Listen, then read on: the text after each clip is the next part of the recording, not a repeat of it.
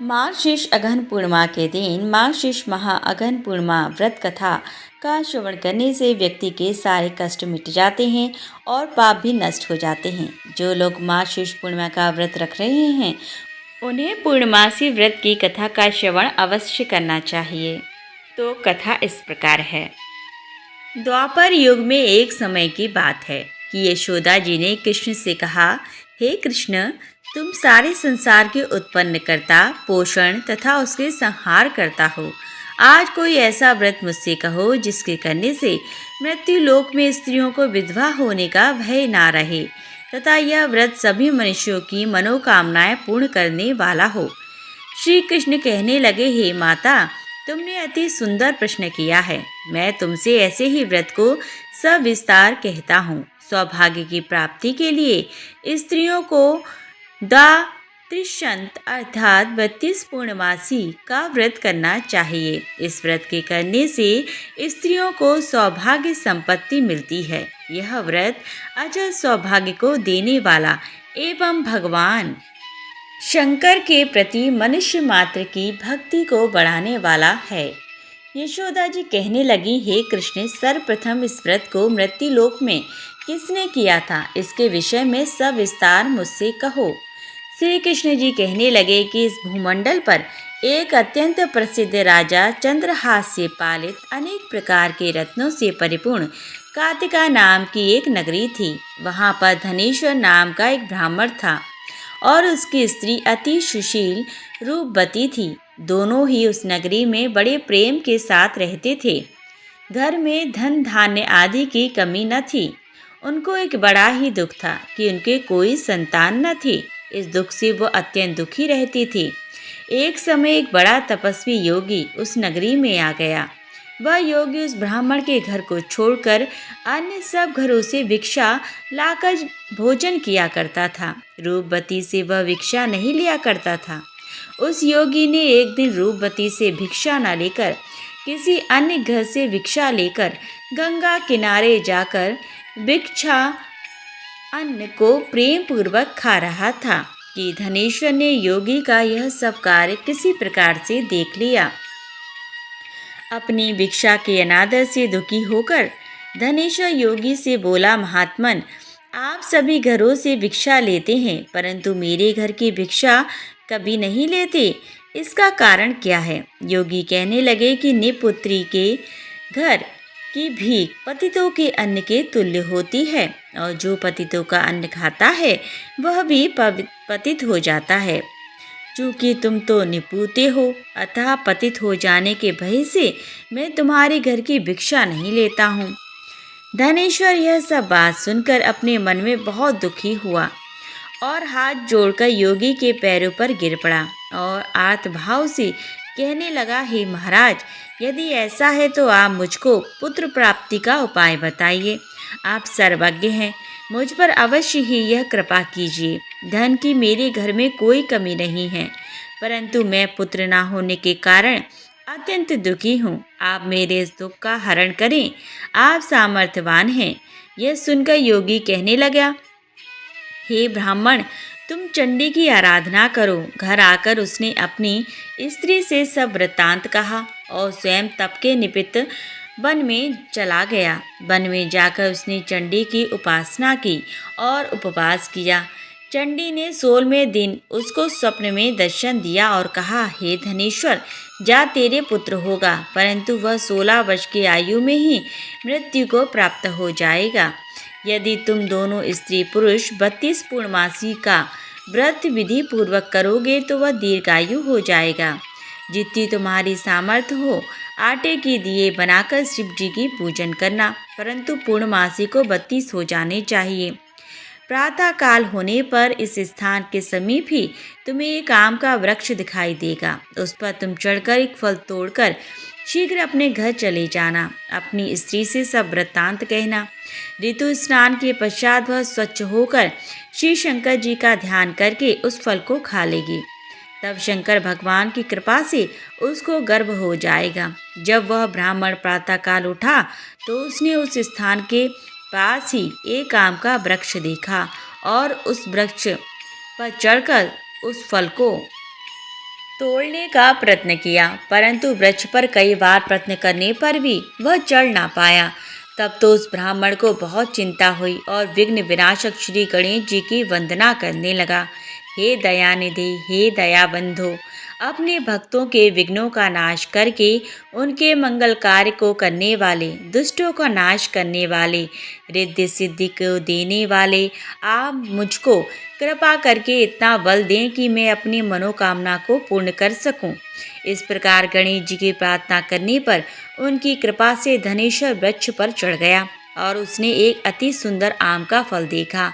उसने सोचा कि जो वरदान से फल मिला था वह यह है और कोई फल दिखाई नहीं देता। उस धनेश्वर ब्राह्मण ने जल्दी से उस फल को तोड़कर अपनी स्त्री को लाकर दिया और उसकी पत्नी ने अपने पति के कथनानुसार उस फल को खा लिया और वह गर्भवती हो गई। देवी जी की असीम कृपा से उसके एक अत्यंत सुंदर पुत्र उत्पन्न हुआ, जिसका नाम उन्होंने देवी दास रखा।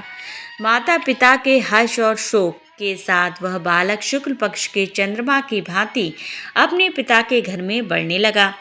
भवानी की कृपा से वह बालक बहुत ही सुंदर, सुशील और विद्या पढ़ने में बहुत ही निपुण हो गया।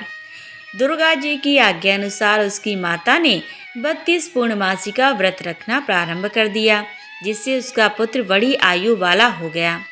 16वां वर्ष लगते ही देवी दास के माता पिता को बड़ी चिंता हो गई कि कहीं उनके पुत्र की इस वर्ष मृत्यु न हो जाए। इसीलिए उन्होंने अपने मन में विचार किया कि यदि यह दुर्घटना उनके सामने हो गई तो वे इसे कैसे सहन कर सकेंगे। अस्तु, उन्होंने देवीदास के मामा को बुलाया और कहा कि हमारी इच्छा है कि देवीदास एक वर्ष तक काशी में जाकर विद्या अध्ययन करे और उसको अकेला भी नहीं छोड़ना चाहते हैं। इसीलिए साथ में तुम चले जाओ और एक वर्ष के पश्चात इसको वापस लौटा लाना। सब प्रबंध करके उसके माता पिता ने काशी जी जाने के लिए देवीदास को एक घोड़े पर बैठाकर उसके मामा को उसके साथ विदा कर दिया, किंतु यह बात उसके मामा या किसी और से नहीं कही। धनेश्वर ने सब पत्नी अपने पुत्र की मंगल कामना तथा दीर्घायु के लिए भगवती दुर्गा की आराधना और पूर्णमासियों का व्रत करना आरंभ कर दिया। इस प्रकार बराबर 32 पूर्णमासी का व्रत पूरा किया। कुछ समय पश्चात एक दिन वह दोनों मामा और भांजा मार्ग में रात्रि बिताने के लिए किसी ग्राम में ठहरे हुए थे। उस दिन उस गांव में एक ब्राह्मण की अत्यंत सुंदर, सुशील, विदुषी और गुणवती कन्या का विवाह होने वाला था।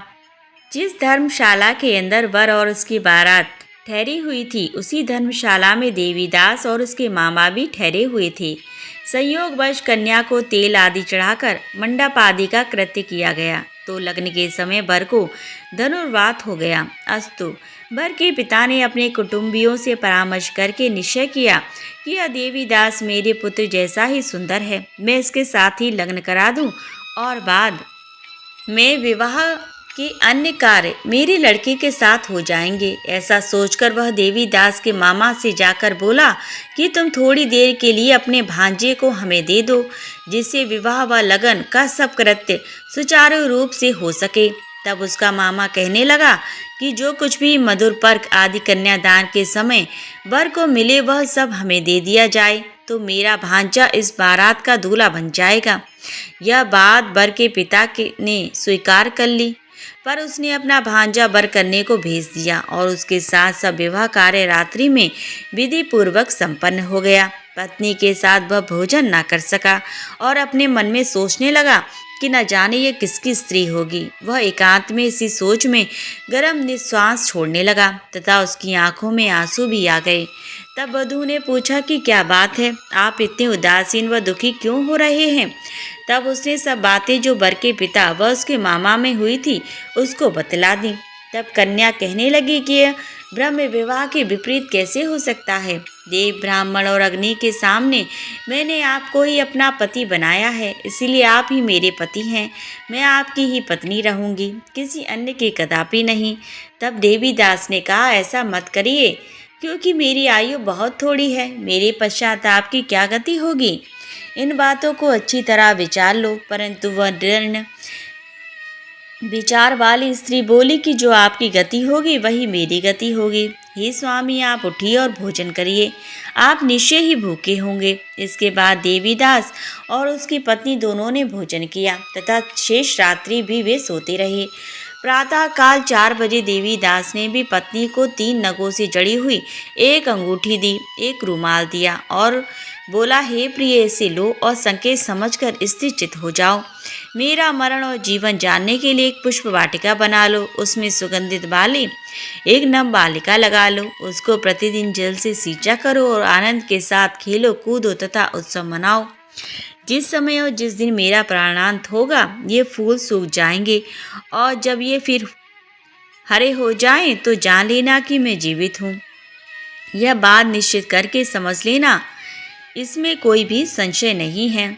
यह कहकर वह चला गया। प्रातःकाल होते ही वहां पर बाजे गाजे बजने लगे और जिस समय विवाह के कार्य समाप्त करने के लिए वर तथा बाराती मंडप में आए तो कन्या ने वर को भली प्रकार से देखकर अपने पिता से कहा, यह मेरा पति नहीं है, मेरा पति वही है जिसके साथ रात्रि में मेरा पाणी ग्रहण हुआ था। इसके साथ मेरा विवाह नहीं हुआ। यदि वह वही है तो बताए मैंने इसको क्या दिया। मधुपर्क और कन्यादान के समय जो मैंने पुष्पाभूषण आदि दिए थे उन्हें दिखाए तथा रात में मैंने क्या गुप्त बातें की थी वह सब सुनाए। पिता ने उसके कथनानुसार वर को बुलाया। कन्या की ये बातें सुनकर वह कहने लगा कि मैं कुछ नहीं जानता। इसके पश्चात लज्जित होकर वह अपना सा मुँह लेकर चला गया और सारी बारात भी अपमानित होकर वहाँ से लौट गई। भगवान श्री कृष्ण बोले, हे माता, इस प्रकार देवीदास काशी विद्याधन के लिए चला गया। जब कुछ समय व्यतीत हो गया तो काल से प्रेरित होकर एक सर्प रात्रि के समय उसको डसने के लिए वहां पर आया। उस विषधर के प्रभाव से उसने शयन का स्थान चारों ओर से विष की ज्वाला से विषैला हो गया, परंतु व्रतराज के प्रभाव से उसको काटने न पाया, क्योंकि पहले ही उसकी माता ने 32 पूर्णमासी का व्रत कर रखा था। इसके बाद मध्य के समय स्वयं काल वहां पर आया और उसके शरीर पर पड़ाया। भगवान की कृपा से उस समय पार्वती जी के साथ श्री शंकर जी वहां आ गए। उसको मूर्छित दशा में देखकर पार्वती जी ने भगवान शिव से प्रार्थना की कि महाराज, इस बालक की माता ने पहले 32 पूर्णमासी का व्रत किया था, जिसके प्रभाव से हे भगवान आप इसको प्राणदान दें। भवानी के कहने पर भक्त वत्सल भगवान श्री शिव जी ने उनको प्राणदान दे दिया। इस व्रत के प्रभाव से ही काल अर्थात मृत्यु को छोड़ देना पड़ा और वह स्वस्थ होकर बैठ गया। उधर उसकी स्त्री उसके काल की प्रतीक्षा किया करती थी। जब उसने देखा कि उस पुष्प वाटिका में पत्र पुष्प कुछ भी नहीं रहे तो उसको अत्यंत आश्चर्य हुआ और जब वह वैसे ही हरे भरे हो गए तो वह जान गई कि वह जीवित हो गए हैं। यह देखकर वह बहुत ही प्रसन्न मन से अपने पिता से कहने लगी कि पिताजी, मेरे पति जीवित हैं, आप उनको ढूंढिए। जब 16वां वर्ष व्यतीत हो गया तो देवीदास भी अपने मामा के साथ काशी से चल दिया। इधर उसके ससुर उसको ढूंढने के लिए अपने घर से जाने वाले ही थे कि वह दोनों मामा भांजे वहां पर आ गए। उसको आया देखकर उसका ससुर बड़ी प्रसन्नता के साथ उसको अपने घर में ले आया। उस समय नगर के निवासी भी वहां इकट्ठे हो गए और सबने निश्चय किया कि अवश्य ही इसी बालक के साथ इस कन्या का विवाह हुआ था। उस बालक को जब कन्या ने देखा तो पहचान लिया और कहा कि यह तो वही है जो संकेत करने आया था। तदुपरांत सभी कहने लगे कि भला हुआ जो यह आ गया और सब नगरवासियों ने आनंद मनाया। कुछ दिन बाद देवीदास ने अपनी पत्नी और मामा के साथ अपने ससुर के घर से बहुत सा धन दहेज में लेकर अपने घर के लिए प्रस्थान किया। जब वह अपने गांव के निकट आ गया तो कई लोगों ने उसको देखकर उसके माता पिता को पहले ही जाकर खबर दे दी कि तुम्हारा पुत्र देवीदास अपनी पत्नी और मामा के सहित आ रहा है। ऐसा समाचार सुनकर पहले तो उन्हें विश्वास ही नहीं हुआ, किंतु जब और लोगों ने भी उनकी बात का समर्थन किया तो उनको बड़ा आश्चर्य हुआ। लेकिन थोड़ी देर में देवीदास ने आकर अपने माता पिता के चरणों में अपना सिर रखकर प्रणाम किया और उसकी पत्नी ने अपने सास ससुर के चरणों का स्पर्श किया तो माता पिता ने अपने पुत्र और पुत्रवधू को अपने हृदय से लगा लिया और दोनों की आंखों से प्रेम अश्रु बह चले। अपने पुत्र और पुत्रवधू के आने की खुशी में धनेश्वर ने बड़ा भारी उत्सव किया और ब्राह्मणों को बहुत सी दान दक्षिणा देकर प्रसन्न किया। श्री कृष्ण जी कहने लगे कि इस प्रकार धनेश्वर 32 पूर्णमासी के व्रत के प्रभाव से पुत्रवान हो गया। जो भी स्त्रियां इस व्रत को करती हैं वे जन्म जन्मांतर में वैधव्य का दुख नहीं भोगती और सदैव सौभाग्यवती रहती हैं। यह मेरा वचन है, इसमें कोई संदेह नहीं मानना। यह व्रत पुत्र पौत्रों को देने वाला तथा संपूर्ण मनोकामनाओं को पूर्ण करने वाला है।